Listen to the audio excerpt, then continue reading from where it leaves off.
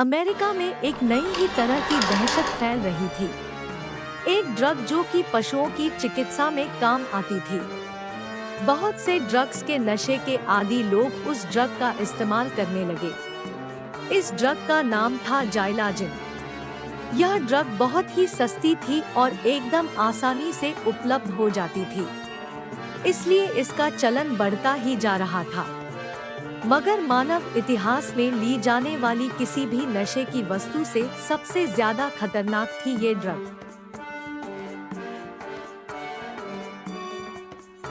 James और सारा एक कपल पार्क में था। जेम्स आर्मी में ऑफिसर था और सारा एक डॉक्टर। मैं तुम्हें बहुत मिस करूंगी। मैं बीच में तुमसे मिलने आने की कोशिश करूंगा।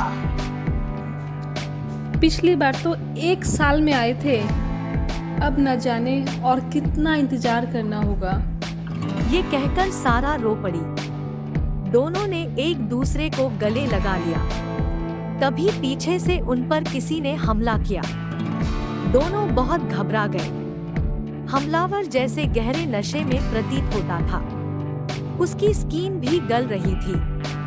जेम्स ने उसे एक ही वार में बेहोश कर दिया और इसकी सूचना पुलिस को दी। दरअसल अमेरिका में ऐसी घटना आम होती जा रही थी। डॉक्टर पॉल डोनोवन, जो कि केवल अमेरिका के ही नहीं बल्कि एक विश्व प्रसिद्ध साइंटिस्ट थे, उन्होंने एक आपातकालीन सरकारी मीटिंग बुलाई।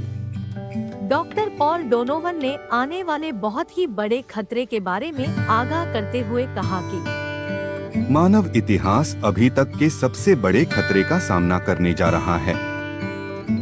10 दिन पहले मेरे पास एक विचित्र मरीज को लाया गया। उसका मैंने बहुत ही बारीकी से अध्ययन किया।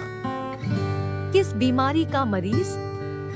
आप कई दिनों से अखबार और टेलीविजन पर तो देख ही रहे होंगे कि आजकल लोग जाइलाजिन नाम की एक ड्रग लेकर अजीब हरकतें कर रहे हैं। हम तो बस ड्रग्स को कंट्रोल करने का कानून बना सकते हैं। ड्रग्स लेने पर जेल में डाल सकते हैं। वह हम कर ही रहे हैं। अब इस पर आपातकाल बैठक की क्या जरूरत है? जरूरत है, क्योंकि आप वो नहीं जानते जो मैं जानता हूँ। ये कहकर डॉक्टर पॉल ने सबके सामने एक वीडियो क्लिप चलाई। यह वीडियो क्लिप उनकी लैब की थी। इसमें एक शीशे के से चैम्बर में एक लड़का कैद था, मगर आप उसे लड़का मुश्किल से ही कह सकते थे।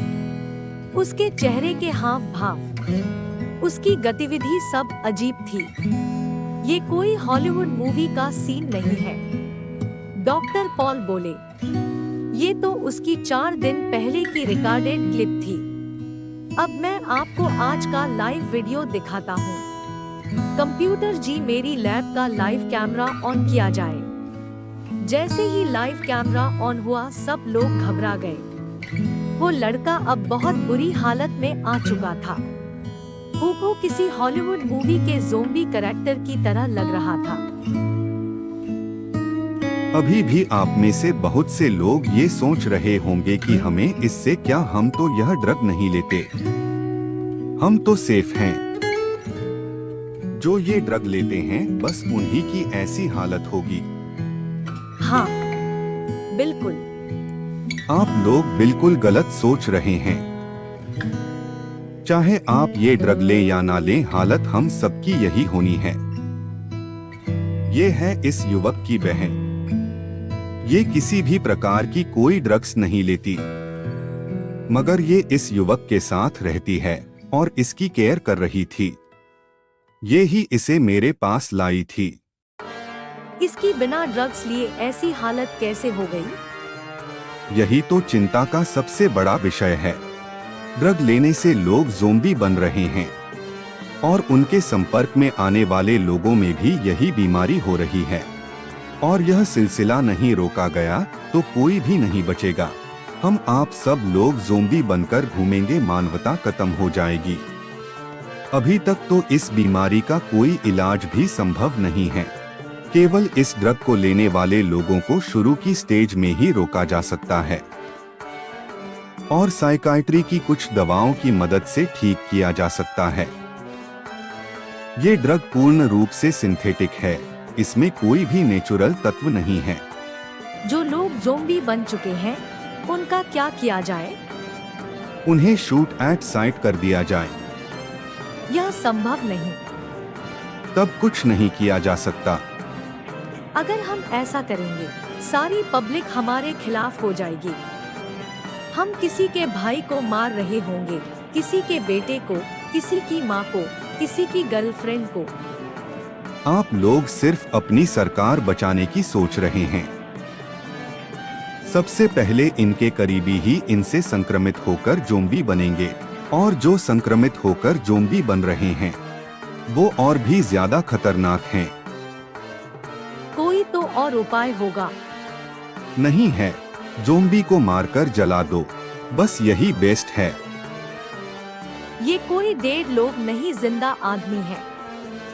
हम इन्हें कैसे मारने के ऑर्डर्स दें? ये जीती जागती लाश हैं। बस इनके दिमाग का कुछ ही हिस्सा जिंदा बचा है। धीरे धीरे इनका शरीर और दिमाग खुद ही खत्म होता जा रहा है।